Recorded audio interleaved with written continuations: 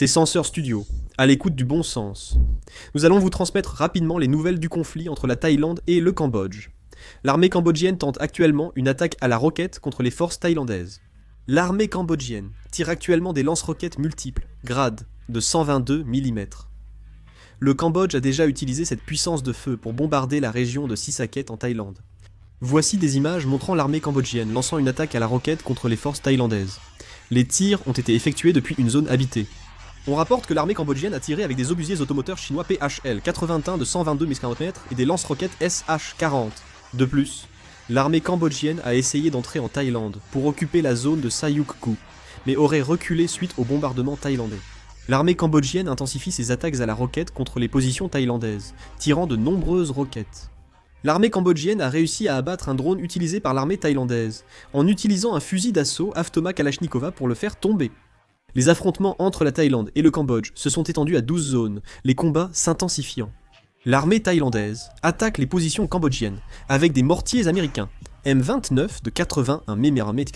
Pham Tam, Wichaycha, Premier ministre par intérim thaïlandais, a averti que l'intensification des affrontements avec le Cambodge pourrait mener à la guerre. Selon le porte-parole du ministère thaïlandais des Affaires étrangères, les États-Unis, la Chine et la Malaisie, présidente actuelle de l'Association des Nations de l'Asie du Sud-Est, ont offert une médiation avec le Cambodge, offre rejetée par la Thaïlande. La Thaïlande a déclaré qu'elle n'avait pas encore besoin de la médiation d'un pays tiers.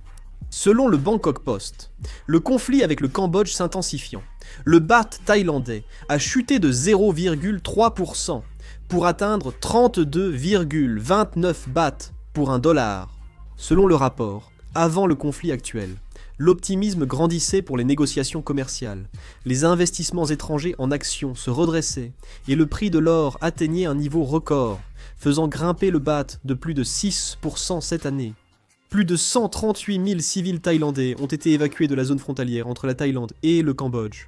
Selon un communiqué du ministère thaïlandais de la Santé, depuis le début des affrontements à la frontière jeudi, 138 013 civils et 428 patients hospitalisés ont été évacués de la zone. Le 25 juillet, le ministère sud-coréen des Affaires étrangères a relevé l'alerte de voyage pour la frontière Thaïlande-Cambodge.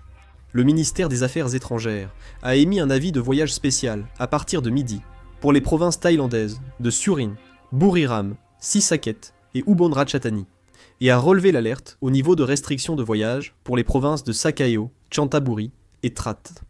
Un avis de voyage spécial a été émis pour les provinces cambodgiennes d'Odar Meanchi et de Preah Vihear.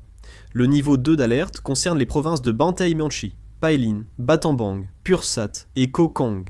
Le ministère des Affaires étrangères a demandé à nos ressortissants de ne pas voyager dans les zones frontalières Thaïlande-Cambodge, où un avis spécial est en vigueur. Le Conseil de sécurité de l'Organisation des Nations Unies tiendra une réunion d'urgence aujourd'hui pour discuter de l'aggravation du conflit frontalier entre la Thaïlande et le Cambodge. Cette réunion fait suite à la demande du Premier ministre cambodgien Hun Manet, qui a sollicité jeudi une réunion d'urgence du Conseil de sécurité de l'Organisation des Nations Unies. C'est tout pour cette vidéo, merci.